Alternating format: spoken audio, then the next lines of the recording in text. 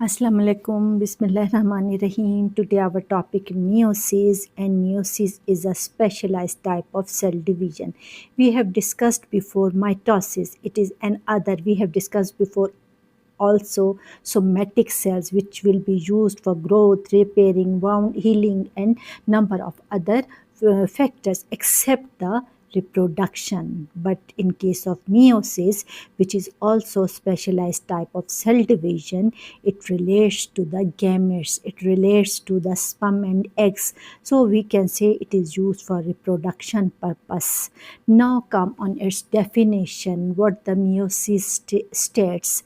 Meiosis is a specialized type of cell division. It produces haploid gametes. Gametes means sperm and eggs from diploid germ cells. Source of gamete formation is we have germ cells. In its interphase, once DNA replication but two successive nuclear division resulting in 4 genetically different haploid daughter cells.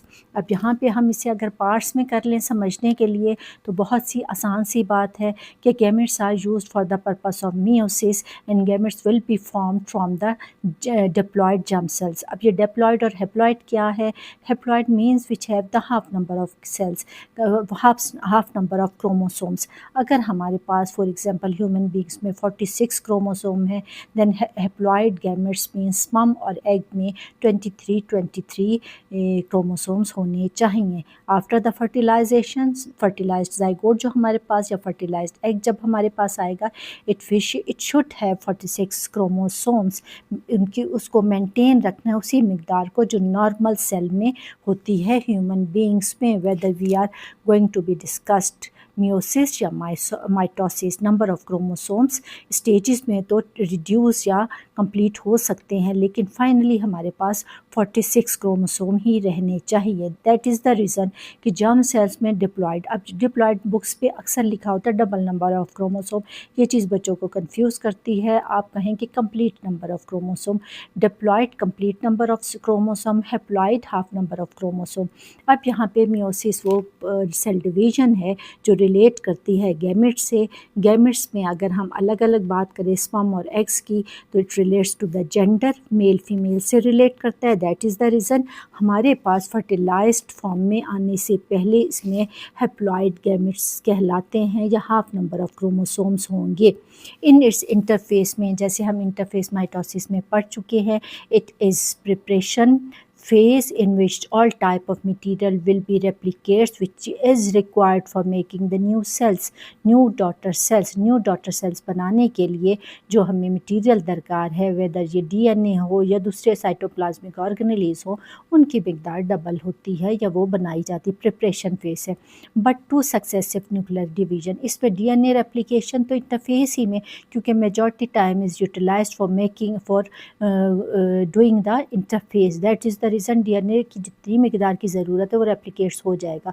लेकिन यहाँ पे nuclear division as compare to the mitosis में हमने एक दफ़ा पढ़ा था, यहाँ पे न्यूक्लियर डिवीजन 2 टाइम्स होगी. रीज़न हम स्टार्ट ही से मैं आपको एक्सप्लेन कर दूँगी. Resulting in 4 genetically different haploid daughter cells. Mitosis में हमारे पास जेनेटिकली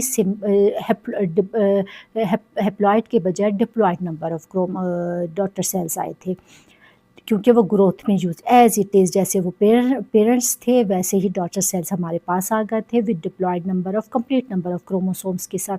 लेकिन यहाँ पे जेंडर्स है. That is the reason we should have 4 daughter cells from the after the 2 successive nuclear divisions. और हर डिवीजन के बाद हमें 2 cells, once from 1 cell to 2 cells with haploid number of chromosome, and then again these 2 cells will have to undergo and other divisions to form 4 cells with same haploid daughter cells, same haploid number of chromosomes के साथ. हम पहले discuss कर चुके हैं कि अगर हम n को यूज़ करें for representation of the chromosome, then complete number of chromosome, और डिप्लॉय के लिए हम यूज़ करते हैं 2n इज़ इक्वल टू 46. जबकि अगर हम उसको हैप्लॉइड में करें, आई टोल्ड यू बिफोर कि वो हाफ हो जाएंगे और वो फिर क्या कहलाते हैं, 23 क्रोमोसोम्स कहलाते हैं. 23 chromosome reduction so we can say meiosis is a reduction division, इसलिए हम कह सकते हैं कि मियोसिस क्या है, रिडक्शन डिवीजन है, क्योंकि टू सक्सेसिव न्यूक्लियर डिवीजन के बावजूद जब from one cell 4 daughter cells will be produced, वो जेनेटिकली डिफरेंट भी होंगे and haploid number of chromosome reduction हमें नज़र आई क्रोमोसोम्स के नंबर पे। अब I think all points are cleared, हो गया आपको सारा।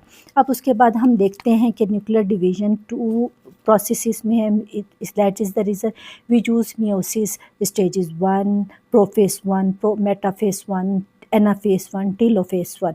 इंटरफेस इज रूटीन वाइज में फर्स्ट स्टार्टिंग फेज में हो गई, उसके बाद ये हमारे पास दो स्टेजेस आ जाती हैं in case of nuclear division.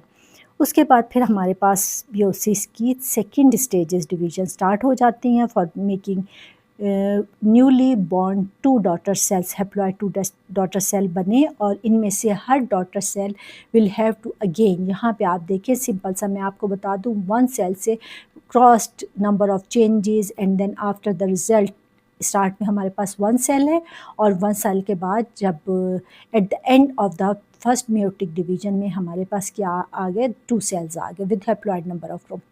अब ये 2 cells will again they have to undergo the same mitotic divisions with a haploid number of chromosome। यहाँ पे फ़र्क ये है, यहाँ पे जब ये स्टार्ट हुआ तो डिप्लॉइड नंबर ऑफ क्रोमोसोम थे, लेकिन स्टार्ट होने के बाद जब एंड हुआ तो हमारे पास हैप्लॉइड नंबर ऑफ क्रोमोसोम। यहाँ पे पॉइंट हमारे पास क्या है, सेकेंड स्टेज में स्टार्ट ही में newly born daughter cells with haploid number of chromosome. अब यहाँ पे इससे ये डिफ़र करता है, और यही आगे जाके जब हर एक सेल 2 सेल बनाएगा then they should have the same number of chromosome, कोई चेंज नहीं आए। चेंज यहाँ अपेयर होता है, diploid number of chromosome 46 again ends 23 chromosome in each cell, और यहीं से फिर ये chain regulates up to the formation of 4 cells, दोनों सेल्स की 4 सेल्स की फॉर्मेशन तक with the haploid number of chromosome, and they will B genetically different. क्यों डिफरेंट है, because they are responsible to play the role of gender उन्होंने format करनी है, male female का फ़र्क है, दैट इज़ द रीज़न जब वो आपस में मिलेंगे ये against sperm then they should have complete fertilised egg में जाइगोट में हमारे पास 46 क्रोमोसोम होंगे, and then accordingly male and female की जो उनके क्रोमोसोम का फ़र्क मैंने आपको बताया है क्रोमोसोम के स्ट्रक्चर के लेक्चर में, तो वो हमें जेंडर की सूरत में XY XX की सूरत में वो नज़र आ जाता है। इट्स अनदर टॉपिक, अभी हम सिर्फ डिवीज़न की बात कर रहे हैं। अब यहाँ पे आ जाती है prophase 1, the very important stage, सबसे इम्पॉर्टेंट या फिर long stage and most complex stage. यहीं से जो चेंज स्टार्ट होगा it can be seen at the end तक हमें ये चेंज नज़र आएगा। नाउ यू कैन सी हम क्रोमोसोम पढ़ चुके हैं, सेंट्रोमेयर सेंट्रल पॉइंट जहाँ पे ये जॉइंट होता है, यहाँ पे स्टार्टिंग पॉइंट में टीलोमेयर, यहाँ पे टीलोमेयर का काम नहीं है, that is the reason we have need to discuss it. Simple हम कहते हैं कि बोथ ऑफ दिस क्रोमोसोम, क्योंकि हमने क्रोमोसोम के डिफरेंट स्ट्रक्चर पढ़े हैं, if there arms will be equal, तो फिर या जेनेटिकली उनमें सिमिलैरिटी हो तो हम कहते हैं these are homologous chromosomes. So both of these are homologous chromosome. Homologous chromosome unite together, homologous chromosome एक दूसरे से जब मिल जाते हैं एट द सिंगल सेंट्रोमेयर, एक ही सेंट्रोमेयर पे, so now these are the homologous chromosome and these are the sister chromatids। इस चीज़ को समझ ले कि ये sister chromatids है, both of these are sister chromatids, these are sister chromatids, these are sister chromatids, these are sister chromatids, but as a whole अगर हम देखें both of these are homologous chromosome। ये दोनों क्या हैं, ये homologous chromosome। I think these points are clear। अब prophase 1 में आ जाए and carefully listen, clearly listen। प्रोफेस 1 इट हैव 5 सब स्टेजेस, जैसे हमने इंटरफेस में स्टेजेस पढ़ी थी, इसी तरह प्रोफेस में in case of first meiosis prophase first stage है, I told you before long and most complex stage है, 5 स्टेजेस हैं। लेप्टोटीन, अब leptotene means thin thread stage, इसमें कौन कौन सी चेंजेस होंगी, chromosome become visible as thin threads, each chromosome already consists of 2 chromatids, हर क्रोमोसोम 2 chromatids पर मुश्तमिल है। chromatids फर्दर उसके जो आर्म्स है नॉट येट विजिबल, अभी तक ये सेपरेटली अलग नज़र नहीं आते। क्रोमोसोम begins कंडेंस्ड अब विजिबल होना शुरू करते हैं। DNA, I told you before, interphase ही में once type हो गई. Now we have more DNA contents to make the chromosome. Chromosome बनाने के लिए हमारे पास बहुत सा मटीरियल मौजूद है, जैसे एस स्टेज में हमने पढ़ा था. Zygotene second stage, pairing stage, it is called the pairing stage. Important feature इसके हम देखें सिनेप्सिस है. सिनेप्सिस क्या है? Pairing of homologous chromosome. Homologous chromosome का पेयर की सूरत में बन जाना, दैट इज़ होमोलोगस क्रोमोसोम. या हम कह सकते हैं when same chromosome join together then this process is known as synapsis. हम इसमें फीचर्स इंपॉर्टेंट हमें क्या मिलेंगे? Homologous chromosome pairs, formation of bivalents in case of non homologous. अगर हम सेपरेटली नाम्स को देखें तो हमारे पास 2 chromatids, but in case of homologous 4 chromatids. 4 double sister chromatids can be seen. Tetrars, bivalent, ये सब टर्म्स हम यूज़ कर सकते हैं. होमोलोगस क्रोमोसोम में हमें बाइवेलेंट फॉर्मेशन मिलती है. Here protein structure involved synaptonemal complex. Synaptonemal complex कहलाता है. It keeps homologous chromosome align.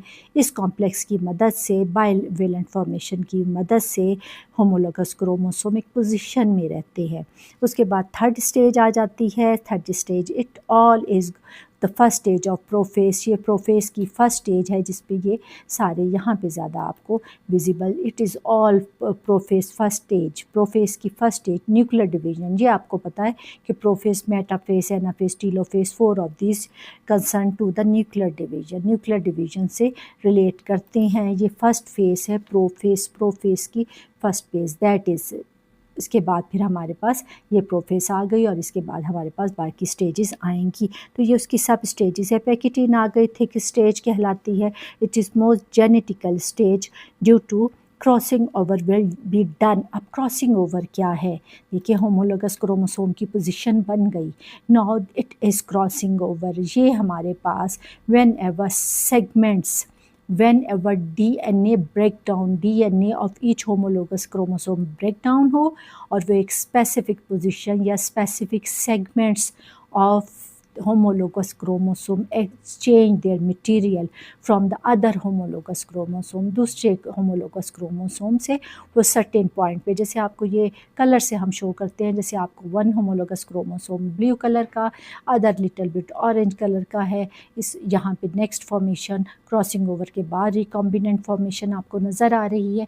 The whole structure is orange but the little part is blue colour. यहाँ पे इट एक्सप्लेन द क्या कह सकते हैं इसको, वेरिएशन. अब ये एक वेरिएशन नज़र आ रही है कि करेक्टरिस्टिक क्रॉस ओवर हो गए, करेक्टरिस्टिक्स पास हो गए. कुछ genetic material pass from this homologous chromosome to this specific segments exchange हो गए. सिंपल लैंग्वेज में अगर हम बात करें, अब यहाँ पे हमने क्या पढ़ा था? पैकेटिन में थिक स्टेज है, मोस्ट जेनेटिक स्टेज है. क्यों? क्योंकि यहाँ इस स्टेज में क्रॉसिंग ओवर होगी. और crossing over means exchange of genetic material between non-sister chromatids. These are sister chromatids. ये दोनों sister chromatids हैं. These are sister chromatids. But these and this one is non-sister chromatids. क्योंकि ये दोनों homologous chromosome, these are different from each other. एक दूसरे से, एक फादर एक मदर, दोनों से अलग अलग रिलेट करते हैं. अब ये जब एक्सचेंज इन्होंने किया, क्रॉसिंग ओवर हुआ, तो यहाँ पे both of these arms are non-sister to each other. ये एक दूसरे से नॉन सिस्टर है. ये कुछ पॉइंट्स आपने अपने जहन में रखने हैं. उसके बाद हमारे पास टेट्रार्स, 4 क्रोमेटिड्स, 2 होमोलोगस क्रोमोसोम्स के. ये हमारे पास 4 क्रोमेटिड्स, या इसको टेट्रार्स कहते हैं. दीज आर बाइवेलेंट, ये बाइवेलेंट है. एंड कलेक्टिवली अगर हम इन दोनों की बात करें then these will be called tetrads. अब यहाँ पे क्या क्या हुआ? ब्रेकेज ऑफ DNA सेगमेंट्स का ब्रेकेज हुआ, क्योंकि इन्होंने एक्सचेंज करना है. एक्सचेंज ऑफ सेगमेंट्स, रीजॉइनिंग, दोबारा से आपस में मिले. रिजल्ट क्या हुआ? Genetic recombination. जेनेटिक रिकम्बिनेशन हो गई. Here enzymes are recombinase. ये जो प्ले रोल किया, कोई ना कोई एक्सटर्नल फैक्टर होता है जो कि प्रोसेस को फुलफ़िल होने में मदद देता है। तो यहाँ पे हमारे पास एंजाइम्स प्ले इट्स रोल, और वो एंजाइम्स क्या हैं? These are known as recombinase, and this phase gives genetic variation. और इस प्रोफेज के फर्स्ट स्टेज से ही formation of homologous chromosome, exchange of segments between the non sister chromatids from both homologous chromosome, formation of recombinant chromatids. तो ये तमाम चीज़ें हमारे पास क्या देंगी? जेनेटिक वेरिएशन, डिफरेंसेस देंगी from their parents, initial form से, प्री एग्जिस्टिंग फॉर्म से नई चीज़ जो बनी वो लिटिल बिट इज चेंज्ड। उसके बाद फोर्थ स्टेज हमारे पास आ जाती है diplotene, separation stage. Homologous chromosome begins to separate.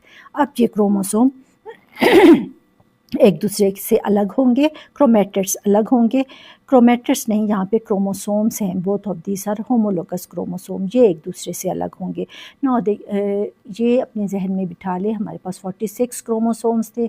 46 chromosome ने जब होमोलोगस क्रोमोसोम बनाए तो हमारे पास अब 23 होमोलोगस क्रोमोसोम हैं। कितने हैं? 23 होमोलोगस क्रोमोसोम। अब यहाँ पे कोई जगह ऐसी नहीं जहाँ पे डीएनए कंटेंट यूज्ड हो और वो अपने मिसिंग पार्ट को बनाएं। ये अब अलग भी होंगे, तो ये क्रोमेटिड्स अलग नहीं होंगे, क्रोमोसोम्स अलग होंगे एक दूसरे से। तो ये जहन में रखें कि सेपरेशन के बाद डीएनए कंटेंट यूटिलाइज होने का हमारे पास यहाँ पे नीड नहीं है। अब इसके बाद लास्ट स्टेज है विजिबल क्यास्मा। क्यास्मा क्या है? क्यास्मा ये पॉइंट है visible site of the crossing over, जहाँ पे होमोलोगस क्रोमोसोम के स्पेसिफिक सेगमेंट्स एक्सचेंज करते हैं जेनेटिक मटीरियल को। इस साइट को क्यास्मा के वर्ड से हम नॉन करते हैं। अब उसके बाद यूनिक केसेस में ह्यूमन फीमेल्स में डिप्लोटीन में remain rested for years in oocytes. Sometimes ऐसा होता है कि ये प्रोसेस जो होता है बहुत लंबा चौड़ा कंटिन्यू हो जाता है। इट्स द रेयर केस, ये रेयर केस है। डायग्नोसिस फाइनल स्टेज, यहाँ पे क्रोमोसोम फुली कंडेंस्ड हो जाएंगे। Which chromosome? Which crossed each other, genetic material को जिन्होंने चेंज कर लिया वो कम्प्लीटली कंडेंस्ड है, विजिबल है। And chiasmata moves towards the opposite poles, और ये अपोजिट पोल्स की तरफ जाना शुरू कर देंगे एक दूसरे से। ये इक्वेटोरियल पोजीशन पे एडजस्ट, इक्वेटोरियल पोजीशन नहीं बल्कि यहाँ पे ये सेंट्रोमियर जो होगा ये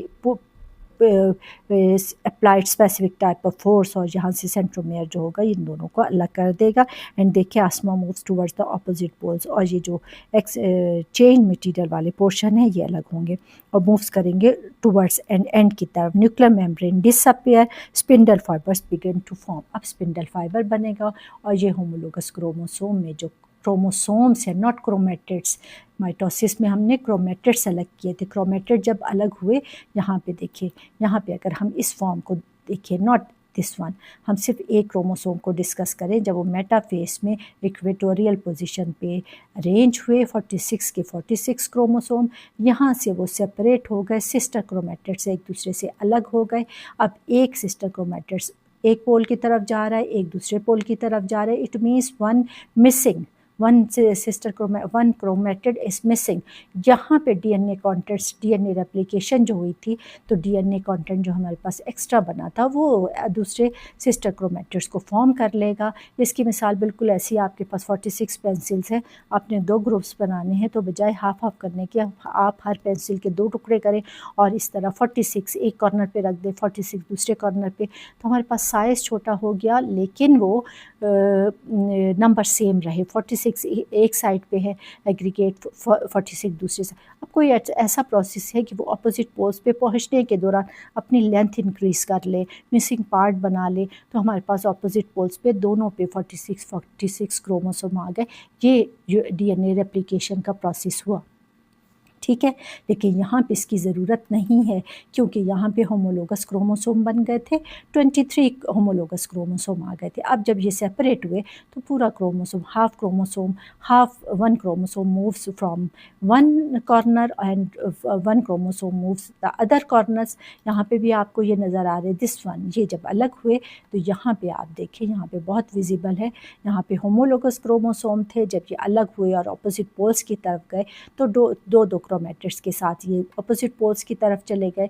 इस तरीके से हमारे पास क्या हुए कि complete 23 chromosomes moves towards this pole and 23 chromosomes moves towards this pole. ये आगे की स्टेजेस हैं। अभी हम सिर्फ प्रोफेज को डिस्कस कर रहे हैं।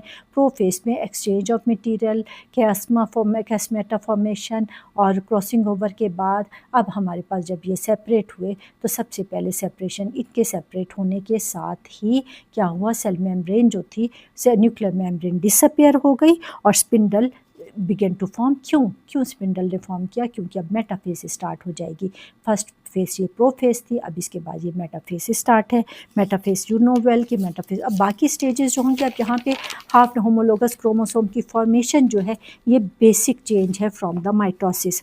अब इसमें मेटाफेज सेकेंड आ जा, मेटाफेज फर्स्ट इस बाइवेलेंट अलाइन और एट इक्वेटोरियल पोजीशन। बाइवेलेंट जो थे होमोलोगस क्रोमोसोम थे वो यहाँ पे इक्वेटोरियल पोजीशन पे अरेंज हो गए and now homologous chromosome attach to the opposite spindle poles की तरफ इन्होंने मूव किया। This stage gives basis of independent assortment. अब इंडिपेंडेंट असॉर्टमेंट क्यों यहाँ पे नजर आए? क्योंकि crossing over, change of material, chromosomes की मूवमेंट रेंडमली मूव करेंगे। इट इज़ नॉट बाउंड के जैसे कैरेक्टरिस्टिक्स पेरेंट से लिए थे वैसे ही वो as it is crossing over का प्रोसेस हो चुका है, साइनेप्सिस बन चुके थे। तो ये सारी चीज़ें लॉ ऑफ इंडिपेंडेंट असॉर्टमेंट को शो करती हैं। उसके बाद फिर हमारे पास आ जाता है एनाफेज अनदर स्टेज जिसमें अपोजिट पोल्स तक ये पहुंचेंगे, होमोलोगस क्रोमोसोम सेपरेट। अब जो बाइवेलेंट थे, टेट्रार्स थे, अब वो टेट्रार्स सेपरेट हो गए। 23 chromosomes moves towards this pole and 23 chromosome moves this pole. अब यहाँ जो चेंज है वो क्या है? माइटोसिस में जब एनाफेज तक पहुँचे थे तो वो sister chromatids and until their reach approach to the opposite poles, they are missing sister chromatid and second sister chromatid will be formed। जो एक पार्ट तो क्रोमेटिड का यहाँ से मूव करके सेपरेट होके आ गया था, लेकिन दूसरा डीएनए कंटेंट से मिलके बन गया। यहाँ पे complete both 2 chromatids move towards this pole and 2 chromatids move towards this pole। और यहाँ पे आते हुए इनमें कहीं भी पार्ट नहीं है जहाँ पे डीएनए कंटेंट यूटिलाइज हो सके। इसका मतलब है half chromosomes will move here and half chromosomes move here. 23 chromosomes यहाँ आ गए, 23 क्रोमोसोम्स यहाँ आ गए। टेलोफेज में क्या होगा? टेलोफेज लास्ट स्टेज है। टेलोफेज में यहाँ पे जैसे न्यूक्लियर मेम्ब्रेन रप्चर हुई थी, इसी तरह न्यूक्लियर मेम्ब्रेन फॉर्म हो जाएगी। क्रोमोसोम रीच ऑपोजिट पोल्स, यहाँ पे वर्ड यूज़ करना चाहिए, haploid number of chromosome reach towards the opposite poles. Nuclear membrane again reform. उसके बाद साइटोकाइनेसिस आपको पता है, जिस तरीके से न्यूक्लियर डिवाइड हुआ, न्यूक्लियर मेम्ब्रेन बन के now in a single cell 2 nuclei can be seen and they are present at the opposite poles. ज़ाहिर फोर्स लगेगी बोथ साइड्स पे और फरोज सा डेवलप हो जाएगा, डिवाइड हो जाएगा, डिवीजन हो जाएगी सेल मेम्ब्रेन की विद द साइटोप्लाज्म। जो कुछ अंदर साइटोप्लाज्म है उस पे जितने ऑर्गेनेलीज हैं, क्योंकि फ्रॉम 1 सेल टू 2 सेल्स जितना एक्स्ट्रा मटेरियल था वो सारा इंटरफेस में बन चुका था। Now they are able to give the whole operators of a cell from this pre existing cells. अब इस इंटरफेस में जो कुछ बना था एक्स्ट्रा मटेरियल वो इतना है कि वो एक सेल से 2 सेल्स बना सकता है। But the change only haploid number of chromosome in each cell। ये complete number of chromosome 46 नहीं है, बल्कि 23 chromosomes are present। It is now separation of sister chromatids move towards the opposite poles, journey make other chromatids, ये सारा हमने discuss कर लिया। अब उसके बाद फिर हमारे पास न्यूक्लियर मेम्ब्रेन बन गई, 2 न्यूक्लियस हमने देख लिए। उसके बाद साइटोकाइनेसिस देख लिया, साइटोप्लाज्मिक मटेरियल डिवाइड हो गया, सेल मेम्ब्रेन रप्चर हो गई, रप्चर हो के वो दोनों 2 न्यूक्लियस के गिर्द उसने अपने आप को कवर्स कर लिया। And now completion of the cell membrane around each nucleus with all type of cytoplasmic material but haploid number of chromosome। इतना आई थिंक आपको समझ आ गया। अब सेकेंड स्टेज ऑफ मियोसिस की second stage, but it will be done in both of these 2 cells which are found by the division of single cell. यहाँ पे 46 complete number of chromosome 2n थे, यहाँ पे हैप्लॉइड नंबर ऑफ क्रोमोसोम है जो कि nn कहलाते हैं, जो कि सिंगल है। n हम रिप्रेजेंट करते हैं नंबर ऑफ क्रोमोसोम्स के लिए। अब यहाँ पे 23 both of these newly born daughter cells with haploid number of chromosome will undergo the same mitotic division। वही सारे स्टेजेस हैं, वही सारी चेंजेस हैं जो हमने माइटोसिस में पढ़ी थी। यही वजह है कि अक्सर हम कहते हैं कि second stage of meiosis is just like the mitotic division. Mitosis की तरह की डिवीजन है, लेकिन हम इसे एक दफ़ा फिर रिकॉल कर लेते हैं। अब यहाँ पे रिडक्शन ऑफ क्रोमोसोम हो गई, जो हमने वर्ड यूज़ किया था कि meiosis is a reduction division, तो वो रिडक्शन हो चुकी है, हैप्लॉइड नंबर ऑफ सेल्स हमारे पास बन चुके हैं। अब यही हैप्लॉइड नंबर ऑफ सेल्स अब सेम प्रोसेस से गुजरेंगे। प्रोफेस 1 इंटरफेस पहले हो चुका था, interphase DNA content DNA replication एक ही दफ़ा होगा, लेकिन double 2 successive nuclear division, double times पे सेल डिवाइड्स होंगे। अब यहाँ पे मियोसिस सेकेंड है, with cell having 23 number of chromosome और haploid number of chromosome. No separation sister chromatids, उसी तरीके से क्रोमोसोम कंडेंस होंगे। सिस्टर क्रोमेटिड्स एक दूसरे ये इक्वेटोरियल पोजीशन पे मेटाफेस में अपने आप को एडजस्ट करेंगे। इससे पहले न्यूक्लियर मेम्ब्रेन डिसअपियर होगी, उसके बाद स्पिंडल फॉर्मेट होगा इक्वेटोरियल पोजीशन पे मेटाफेस में। क्रोमोसोम 23 क्रोमोसोम्स अपने आप को अलाइन करेंगे। उसके बाद सिस्टर क्रोमेटिड्स जो होंगे वो अलग हो जाएंगे, moves towards the opposite poles. इसमें यहाँ पे डीएनए रेप्लिकेशन का जो डीएनए रेप्लिकेट्स हुआ था वो मटेरियल यूटिलाइज्ड हो जाएगा। एंड यहाँ पे फॉर एग्जांपल 23 क्रोमोसोम यहाँ पे सेट हुए ना, इन्होंने हाफ पार्ट को मूव किया towards opposite poles, and during their journey the missing part will be formed. 23 as a whole chromosomes थे, ऑपोजिट पोल्स पे गए तो हाफ पार्ट गया, और जर्नी के दौरान उन्होंने डीएनए कंटेंट को यूटिलाइज करके अपना मिसिंग पार्ट बना लिया। इस तरीके से हमारे पास 2 set of chromosomes, same number of chromosome as were present in the start. जैसे पेरेंट सेल में, या यहाँ पे पेरेंट सेल्स है, यहाँ पे ये डॉटर सेल थे, लेकिन सेकेंड स्टेज भी ये फिर पेरेंट सेल कंसिडर होंगे, और यहाँ पे ये अलग हो गए।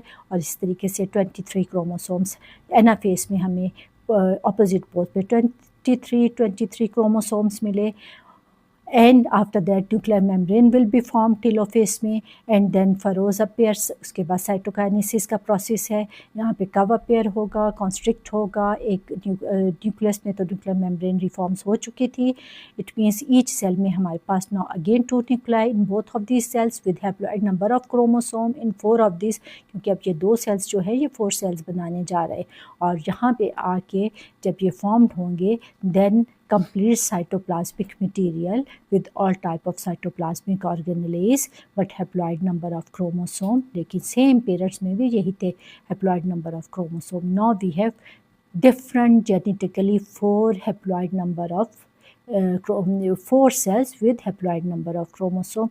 और फिर उसके बाद जब ये डिफरेंट हैं, जब स्पर्म एंड एग्स की सूरत में जब ये यूनाइट होंगे, देन ऑटोमेटिकली हमारे पास 23 chromosomes when ever they unite together, nuclear material जब बनेगा तो अगेन 23 हमारे पास क्रोमोसोम हो के ये दोबारा से 46 फर्टिलाइज्ड एग में हमारे पास 46 क्रोमोसोम्स आ जाएंगे। So I think all this points are clear. अब आपको पता चल गया कि मियोसिस और माइटोसिस में बेसिक फ़र्क क्या है।